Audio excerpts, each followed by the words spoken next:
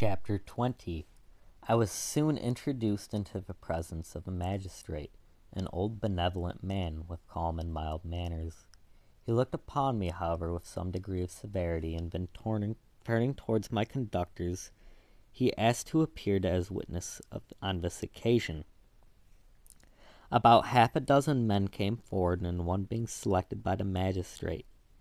He deposed that he had been out fishing the night before with his sons and brother-in-law, Daniel Nugent, when about 10 o'clock they observed a strong northerly blast rising, as they accordingly put in for the port.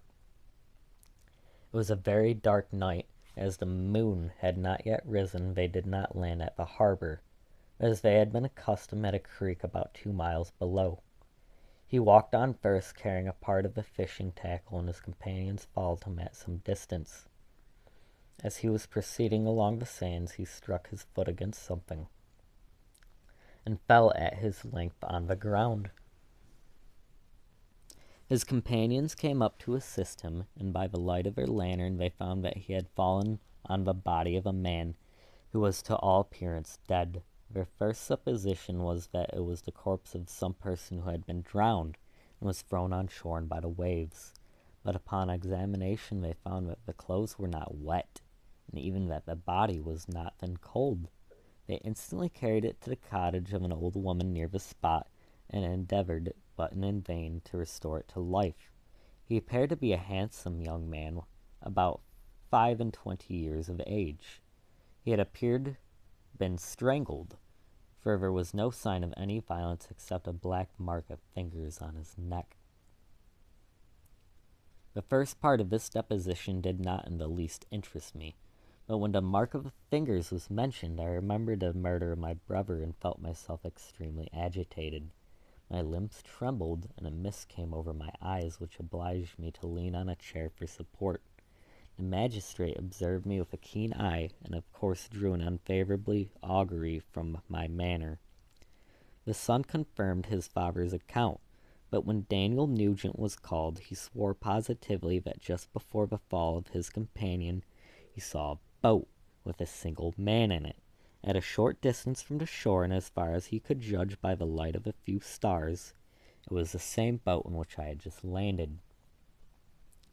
A woman deposed that she lived near the beach and was standing at the door of her cottage, waiting for the return of the fishermen, about an hour before she heard the discovery of a body, when she saw a boat, with only the man in it, push off from that part of the shore where the corpse was afterward found. Another woman confirmed that the account of the fishermen having brought the body into her house, it was not cold. They put it into a bed and rubbed it, and Daniel went to the town for an apothecary, but life was quite gone. Several other men were examined concerning my landing, and they agreed that with a strong north wind, and had arisen during the night, it was very probable that I had beaten about for many hours, and had been obliged to return nearly to the same spot from which I had departed.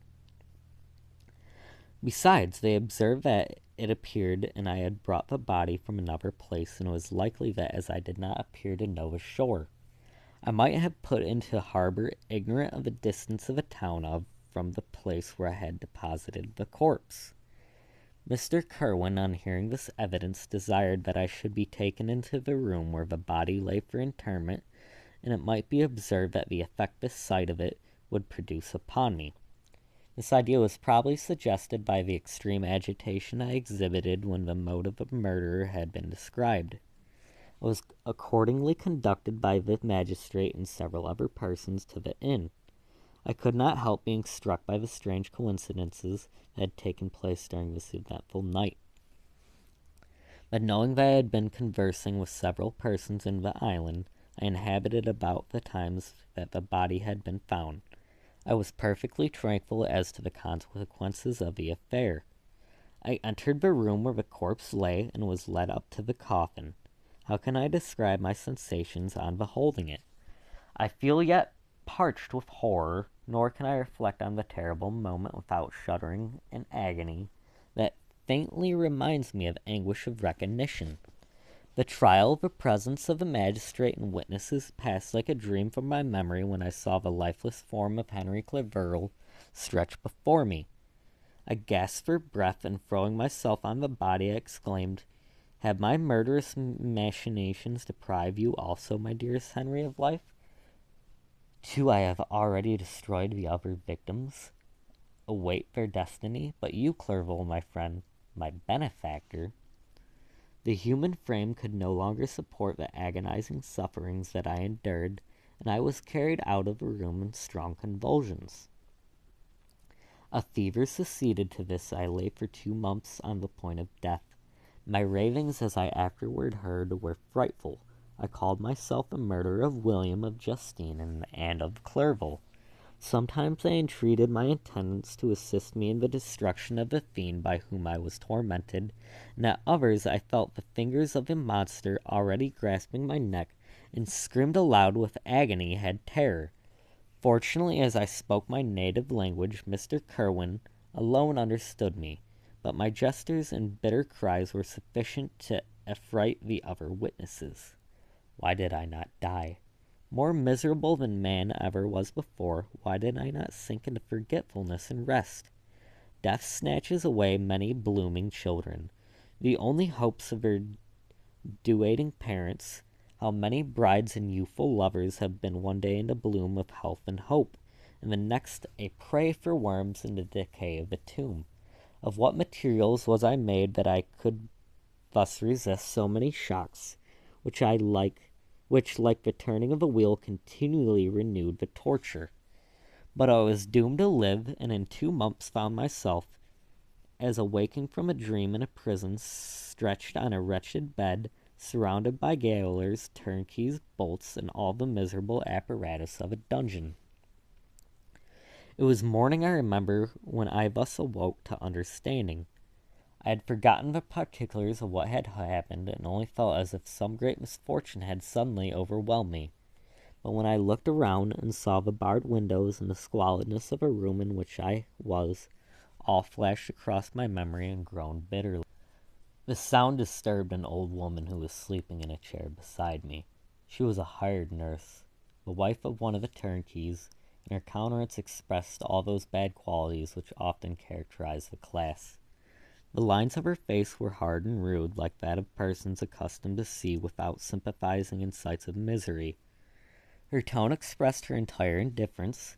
She addressed me in English, and a voice struck me as one that I had heard during my sufferings. "Are you better now, sir?" said she. I replied in the same language with a feeble voice, "I believe I am.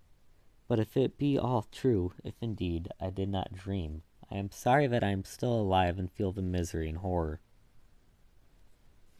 "For that matter," replied the old woman, "if you mean about the gentleman you murdered, I believe that it were better for you if you were dead, for I fancy it will go hard with you.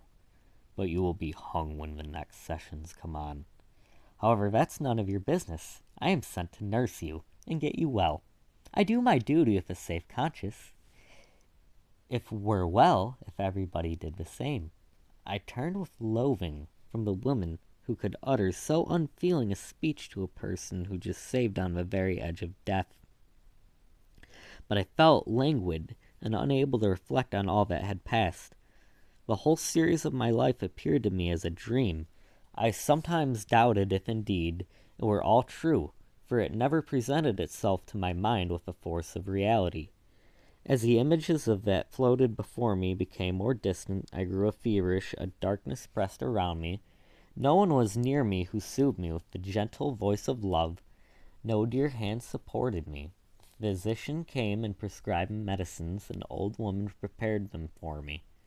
But utter carelessness was visible in the first, and expression of brutality was strong, marked in the visage of the second. Who could be interested in the fate of a murderer but the hangman who could gain his fees? These were my first reflections, but I soon learned that Mr. Kerwin had shown me extreme kindness. He had caused a best room in a prison to be prepared for me. Wretched indeed was the best, and it was he who had provided a physician and as a nurse. It is true he seldom came to see me, for, although he ardently desired to relieve the sufferings of every human creature, he did not wish to be present at the agonies and miserable ravings of a murderer. He came by force sometimes to see that I was not neglected, but his visits were short and at long intervals. One day, when I was gradually recovering, I was seated in a chair, my eyes half open and my cheeks livid like those in death, as overcome by gloom and misery, and often reflected, I had better seek death than remain miserably pent up only to be let loose in a world replete with wretchedness. At one time I considered whether I should not declare myself guilty and suffer the penalty of a law less innocent than poor Justine had been. Such were my thoughts when the door of my apartment was opened and Mr. Kerwin entered. His countenance expressed sympathy and compassion. He drew a chair close to mine and addressed me in French. I fear that this place is very shocking to you. Can I do anything to make you more comfortable? I thank you, but all that you mention is nothing to me. On the whole earth there is no comfort which I am capable of receiving. I know that the sympathy of a stranger can be but a little relief of one borne down as you are by so strange a misfortune. But you will, I hope, soon quit. This melancholy abode, for doubtful evidence, can easily be brought to free you by the criminal charge. That is my least concern. I am by a course of strange events become the most miserable of mortals. Persecuted and tortured as I am and have been, can death be any evil to me? Nothing, indeed, could be more unfortunate and agonizing than the strange chances that have lately occurred. You were thrown by some surprising accident on this shore, renowned for its hospitality, seized immediately and charged with murder. The first sight that was presented to your eyes was the body of your friend murdered into an unaccountable manner, and placed as it were by some fiend across your path. As Mr. Kerwin said this, notwithstanding the agitation I endured on this retrospect of my sufferings, I also felt considerable surprise at the knowledge he seemed to possess concerning me. I suppose some astonishment was exhibited in my countenance, for Mr. Kerwin hastened to say, "It was not until a day or two after your illness that I thought of examining your dress, and I might discover some trace by which I could send you to your relations an account of your misfortune and illness. I found several letters, and among others one which I discovered from its commencements to be from your father. I instantly wrote to Geneva. Nearly 2 months have elapsed since the departure of my letter. But you are ill. Even now you tremble. You are unfit for agitation of any kind.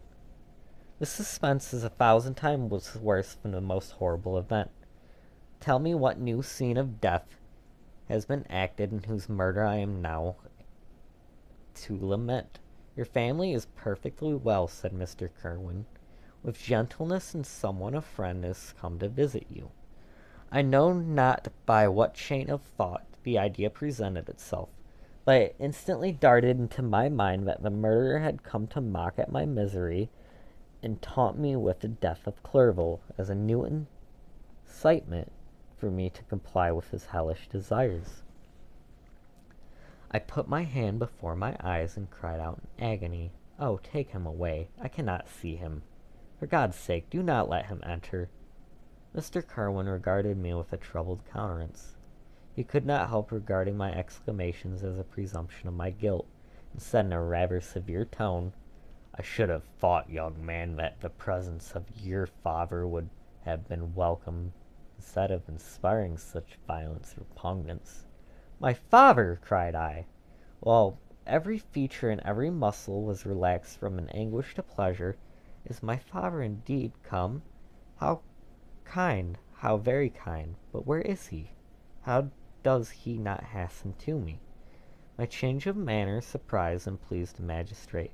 Perhaps he thought that my former exclamation was a momentary return of delirium, and now he instantly resumed his former benevolence. He rose and quitted the room with my nurse. In a moment my father entered. Nothing at this moment could have given me greater pleasure than the arrival of my father. I stretched out my hand to him and cried, "Are you then safe, and Elizabeth in earnest?" My father calmed me with assurances of their welfare, and endeavored, by dwelling on those subjects so interesting to my heart, to raise my desponding spirits. But he soon felt that a prison cannot be abode of cheerfulness. "What a place is this that you inhabit, my son?" said he, looking mournfully at the barred windows and wretched appearance of a room. "You travelled to seek happiness, but a fatality seems to pursue you. And poor Clerval, the name of my unfortunate and murdered friend, was an agitation too great to be endured in my weak state. I shed tears. "Alas, yes, my father replied.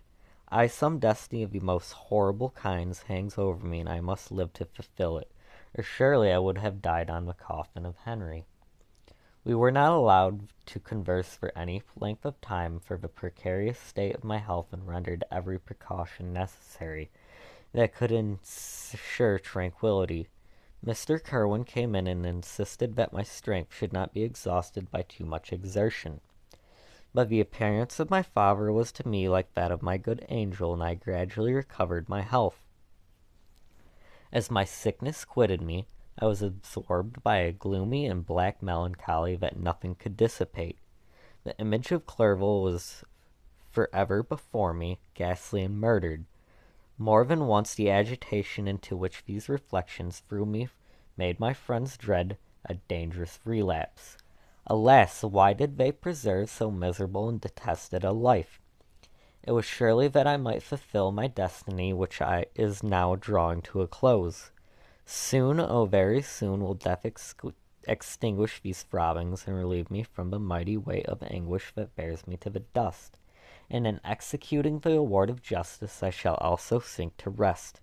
Then the appearance of death was distant, although the wish was ever present to my thoughts, and I often sat for hours motionless and speechless, wishing for some mighty revolution that might bury me and destroy her in its ruins. The season of Azazinus approached.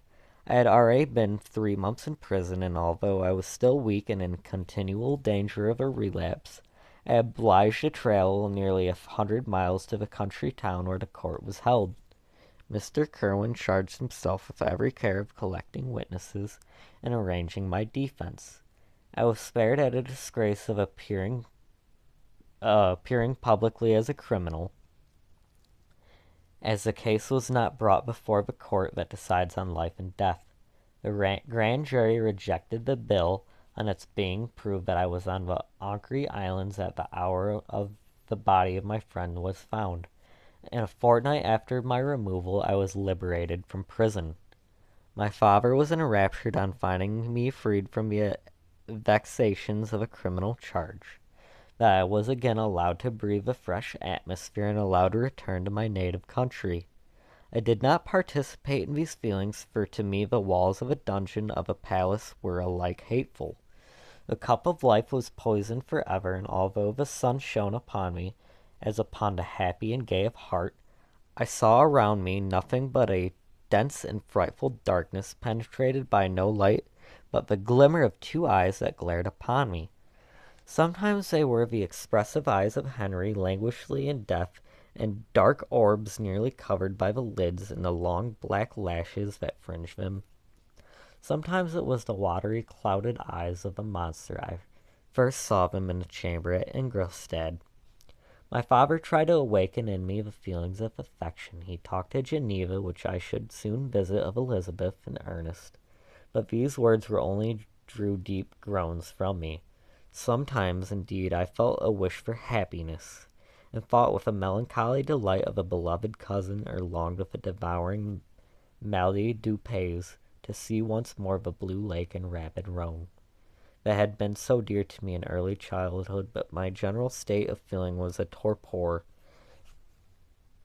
in which a prison was as welcome as a residence as the divinest scene in nature, and these fits were seldom interrupted but by paroxysms of anguish and despair. At these moments I often endeavored to put an end to my existence I loathed, and it required unceasing attendance and vigilance to restrain me from committing some dreadful act of violence. I remember as I quitted the prison, I heard one of the men say, "He may be innocent of the murder, but he has certainly a bad conscience." These words struck me.